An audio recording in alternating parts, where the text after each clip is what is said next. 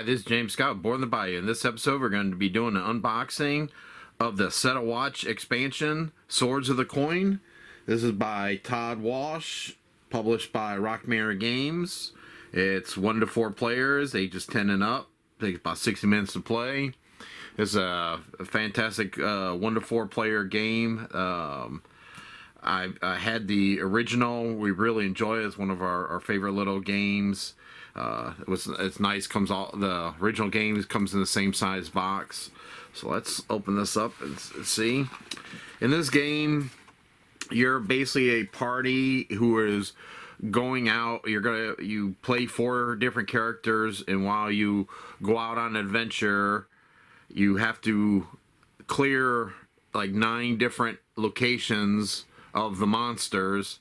And as you go, every night, one player sits by the fire while the rest of the group fights a line of monsters. Now, sit by the fire is very important, as there's different things that only the person by the fire can do, and everybody has to take turns at it. It's a fun game, and just like in the other one, as you can see, the box lid folds open and it actually becomes part of the game board, and I really like that. It has a nice little magnet, I see, and it opens up, and this is where you will put your locations. This will be the fire or the person that stays behind, and these are locations where you're going to put the dice. Let's see what else. And I had a Kickstarter. We just enjoy this game too much to not. A real nice rule book.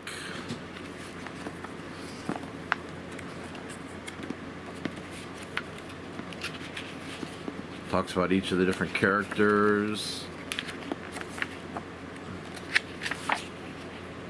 Now this one also has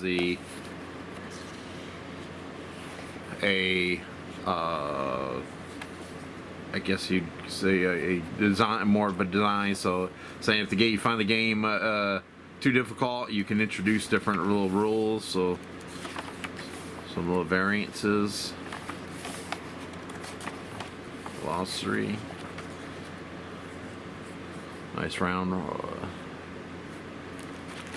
Now I kickstarted this and I got all the they got everything on it. So got your little tokens. Each character, so like I said,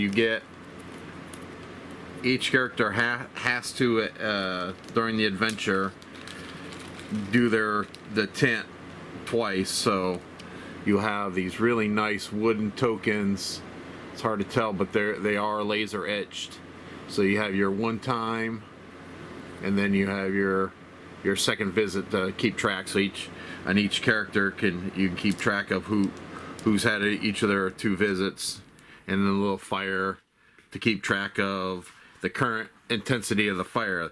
The bigger the fire is, the farther down the monsters are revealed. So it's really important to be able to plan out so you can manipulate the various different monsters along the trail. Oh, and there's a cloth. I got the cloth map to go with it, so then it's really nice. I like this. It's actually I guess painted. It's not like an iron-on decal or nothing. It's actually inked on there, painted on there. It's real nice. So these would be your trail of your monsters you'll be fighting through, and as the bigger the fire, the further along the trail you can see.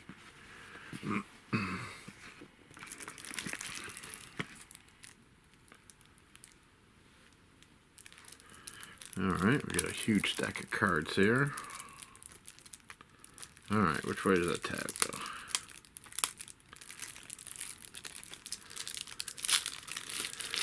And what's nice about this is if this is both a standalone and an expansion on it. Alright, so these are our different locations. And each of the locations will tell you how it'll affect your fire and how many monsters you're going to face, plus any special abilities.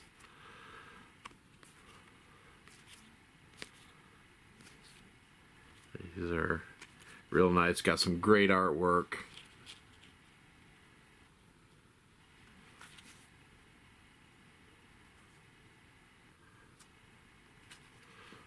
Oh, cool. And they got down here, he's got the little coin symbol so you can tell that what set it's from. So if you mix them up, you'll be able to tell which one's which. Be nice to put all these all together. It'd be a lot of, as you can imagine, like I said, you're fighting through 9 locations. So there's a pretty good variety there. The next ones are, okay, these are going to be your monsters. Okay, you got either a cat familiar or a crow familiar. No dog familiar. And you have your monsters. Now it almost is almost like a deck builder and such. When you make do the monsters, you build a certain one. So sometimes you'll put various different summons in there. And I really enjoy the game because if you want, you can adjust what you're fighting, and if it's too hard, you can do different, take out certain monsters. Also too, if your group particularly don't like a certain one, there's a couple of them that are just nasty. Let's see some more summons. Frost Giant.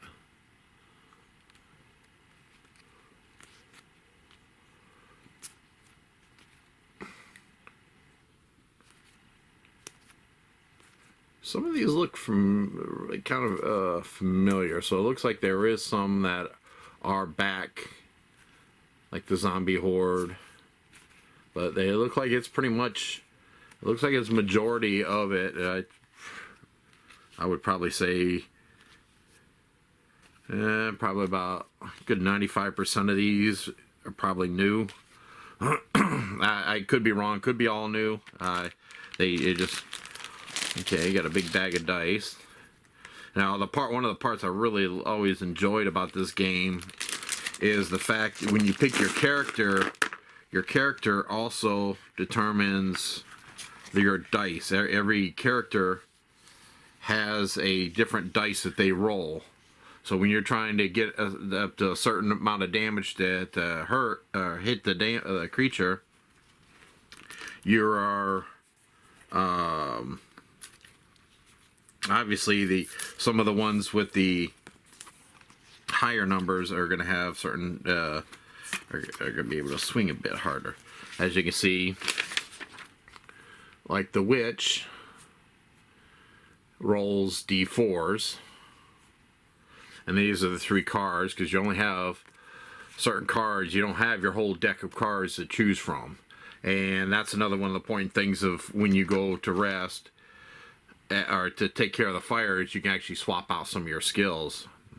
Let's see, the heretic has a d6. Oh, and here's your camp ability. So if you're managing the fire on that during that night, yeah, everyone has like a little special one.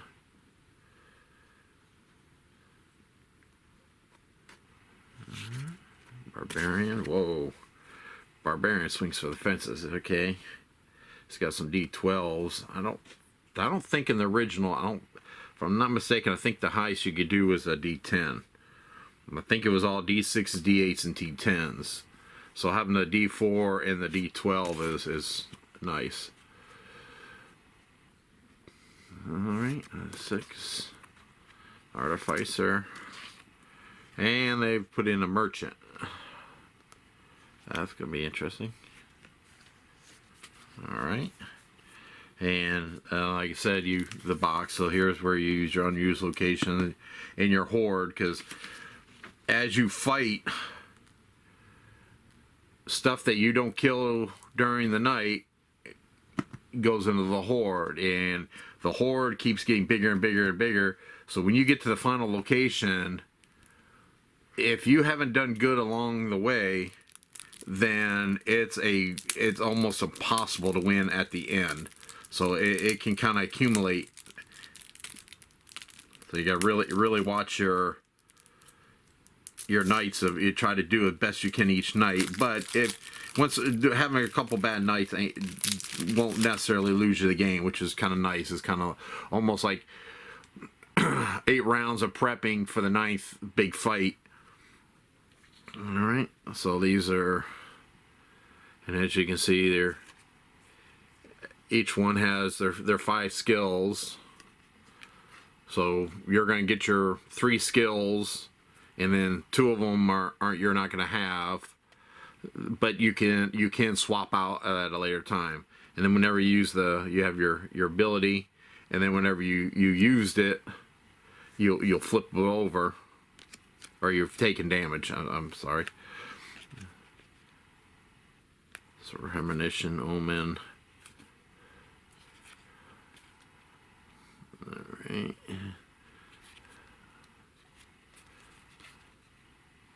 So everybody has their 5 abilities.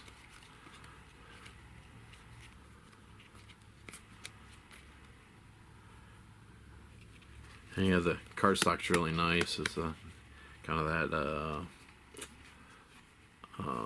linen finish.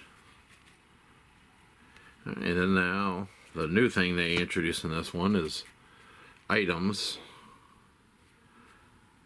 So you got +1 range, health potions. Ooh, those are gonna be nice. Lucky charms, bracelet, shield, strength potion, holy water. This could be this is going to really kind of change the game, because that was one of the things you just had your abilities to fight. With these, you can definitely customize your character a bit more, being able to buy different stuff. All right, well, that's everything that come in the basic box with that, and a bunch of bags with pre-punched holes.